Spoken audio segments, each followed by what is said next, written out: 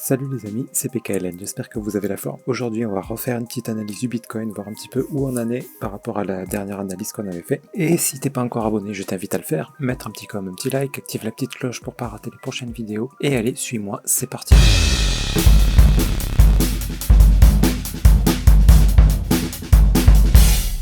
Donc pour rappel, on avait dit, j'avais analysé le Bitcoin, je crois par ici, on était dans cette zone, on avait dit que a priori, voilà, ça serait bien de venir casser au moins ce plus haut, et pourquoi pas même celui-ci, avant de nous faire une petite chute, parce que je rappelle toujours que dans la grande structure, ce que j'attends, c'est ça, tac, ici avec un beau régular, là, pour venir casser ce dernier plus bas.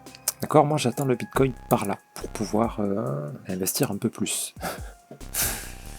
Ok, donc c'est pas une certitude, mais pour moi c'est ce qu'il y a de plus probable. Donc ça veut pas dire que là il va pas continuer à monter avant ça. Et puis même il peut décider de faire autrement que l'analyse. Alors là il faut pas oublier, des fois on a des surprises. Donc voilà. Pour l'instant, où est-ce qu'on en est là dans l'analyse 4 heures? Non, on a une belle montée, on a cassé ce haut, donc ça c'est bon, c'est obtenu. On aurait pu s'attendre à une baisse derrière ça, ça n'a pas été le cas, on a même eu un petit running ici là, donc il nous annonçait une continuation. C'est ce qui s'est passé, très bien. Maintenant, tant qu'on n'est pas passé au-dessus de ça, là, on a toujours un potentiel ici régular. Donc on peut s'attendre à cette chute-là. Donc on fait attention, c'est pas du tout le moment de rentrer à l'achat. C'est pas du tout le moment de rentrer à la vente non plus, parce qu'il peut très bien décider de venir nous faire une montée jusqu'à casser ce top maintenant tout de suite, d'accord? Donc ça fait qu'il monterait bien à 46K pour nous valider tout de suite notre grand régular, et ensuite chuter. Donc voilà, à tenter des sell setup, c'est uniquement après la cassure de ce top. Sans ça, vous prenez de gros risques. C'est pas impossible, encore une fois, là je vous dis, là par exemple, moi ce que je vois, ici vous avez eu un mouvement agressif vers le bas. Bon, il est très très fort probable que ce mouvement, on le retrouve plus loin, d'accord? Pour nous donner éventuellement, tant que ce bas n'est pas cassé, un running pour nous annoncer une continuation pour venir casser ce top. Ce qu'on attend. Voilà, donc voilà, tout ça pour vous dire que là, on peut avoir une petite chute. On n'a aucun signal pour l'instant, donc on fait rien. Mais on peut avoir ce mouvement-là qui se reporte ici. Si après, derrière, on a ça, ça sera peut-être pour une plus grosse chute. Ok, pour faire soit ici un gros régular pour venir ensuite casser ce top, soit pour venir directement casser le bas ici. Ça, c'est possible. Je rappelle les structures. Moi, ce que j'attends, c'est plutôt un régular parce que c'est ce qu'il y a de plus courant, on va dire. Ça, cassure du top ici, du dernier plus haut, pour venir ensuite casser le plus bas. Ça, c'est ce qu'il y a de plus fréquent. Mais on n'est pas à l'abri d'un contracting ici, clac, clac, qu'ici ils viennent pas casser le top et qu'ils viennent descendre directement. C'est possible. Voilà, mais évidemment, si ça arrive, ça sera plus une surprise qu'autre chose. Donc on ne prend pas des trades comme ça. On va attendre quelque chose d'un peu plus sûr, c'est-à-dire une cassure du top, qui peut venir d'ailleurs différemment. Il peut y avoir ici un running pour venir casser le top, ce top-là, et pas forcément celui-là d'ailleurs, pour ensuite nous valider ici en plus grand running. Bon, c'est un peu tiré par les cheveux là. Enfin, c'est tiré par les cheveux, non, c'est tout à fait possible, mais c'est rare sur le Bitcoin des structures complexes comme ça. Donc on va pas miser sur ce qui est rare, pour ensuite nous donner ça, donc A, B, C. D'accord, ça fait un petit exercice de fractal. Ici, ça me fera un A, B, C, qui se valide, donc une continuation vers le haut, pour un plus grand A, B, C, qui nous indique, oh ben zut, voilà, qui peut ne même pas casser ce haut-là. C'est-à-dire qu'ici, on peut très bien avoir après un régular, ou on peut avoir ici une cassure du top, et à ce moment-là, un running. D'accord, ça fait pas une grande différence, ça fait une petite différence d'amplitude du mouvement, mais on connaît quand même la direction. La direction sera toujours dans cette zone-là, on attendra de la vente. Voilà, mais ça peut venir faire ça pour donc une structure un peu plus grande qui va nous annoncer éventuellement de l'achat si on n'a pas de setup de vente pour une plus grande structure de vente. Bon, s'il se passe ça, ça cassera le plus bas. Techniquement, c'est encore possible qu'on ait encore une montée tant que ce bas-là n'est pas cassé, qu'on ait encore une montée avant de venir nous valider notre plus grande structure ici. Donc ça serait plutôt comme ça, A, B, C, pour ensuite chuter. J'espère que ça fera pas ça, parce qu'au plus le mouvement est grand, au plus il y aura des probabilités que ça tombe bien bas. Mais en même temps, on a encore de la marge, parce que tant qu'il nous casse pas ces plus bas là, eh ben on est toujours sur un éventuel running qui nous annonce donc une poussée vers le haut. Ok les amis?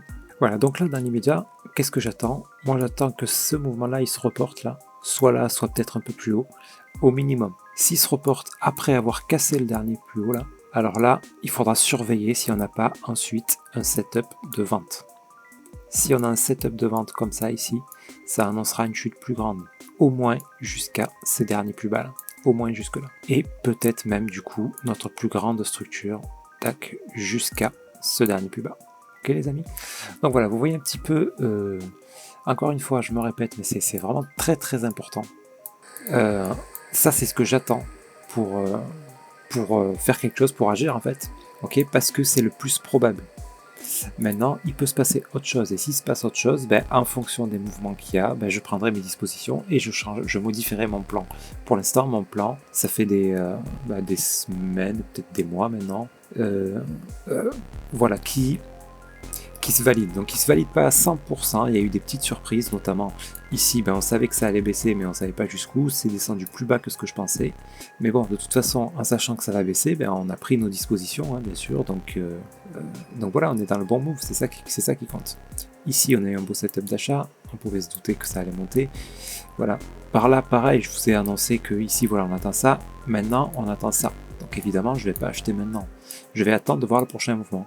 Et si le prochain mouvement, c'est pas ce que j'ai prévu, mais qui me fait, par exemple ça, un énorme flag là, bon ben là peut-être que je vais réfléchir différemment. Peut-être que là je prendrai de l'achat. Et toujours pareil, jusqu'à ce dernier plus haut. La seule chose qui pourrait me faire changer mon plan, c'est un énorme pump ici. Et ensuite une grosse structure corrective. Là, je re-rentrerai à cet endroit-là. Et j'attendrai pas ce dernier plus bas, s'il se passe quelque chose comme ça. Ok, mais c'est peu probable. C'est peu probable. En général, les probabilités ont raison. Ok les amis, donc voilà, j'ai pas grand chose de plus à dire sur le Bitcoin, hein. On est toujours dans la même analyse en fait, hein. On est toujours dans la même structure. Les mouvements qu'on a anticipés se sont passés comme prévu, d'accord, même si c'était un petit peu incertain là, en ce moment là, les structures un petit peu, les mouvements un peu agressifs là, on pouvait difficilement prévoir, mais en tout cas, on avait dit que voilà, que pour que la structure se clarifie, il faudrait venir casser ce top. Bon, on l'a obtenu, c'est parfait. C'est parfait, la structure commence à être un peu plus claire. Donc là, on peut avoir soit ça, d'accord, soit ça, venir casser ses plus bas. Et si ensuite on a un setup d'achat, ben là, ça sera peut-être un bon moment pour prendre un trade jusqu'à ce top-là. En n'oubliant pas les break-even, parce qu'on n'oublie pas que quand même ce qu'on attend à terme, c'est de venir casser ce bas. Hein. Donc à n'importe quel moment, il peut décider de se retourner et de venir valider ça.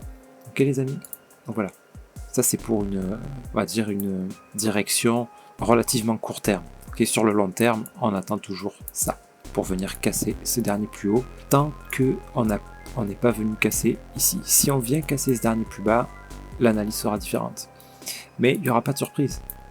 Il n'y aura pas de surprise puisque de toute façon, là ce qu'on attend, on le sait, c'est une potentielle hausse jusque là et ensuite une baisse. Donc s'il décide de descendre ici, dans tous les cas, là on n'est pas à l'achat. Donc on s'en fout qu'il descende, au contraire. Ça nous permettra d'établir un plan sur un plus long terme et d'acheter moins cher, tout simplement. Ok les amis, j'espère que cette vidéo vous sera utile et vous aidera à prendre vos décisions, à établir vos plans. Et sur ce, je vous souhaite une excellente journée. Prenez soin de vous et de votre portefeuille. Je vous dis à très bientôt, c'était PKLM. Merci.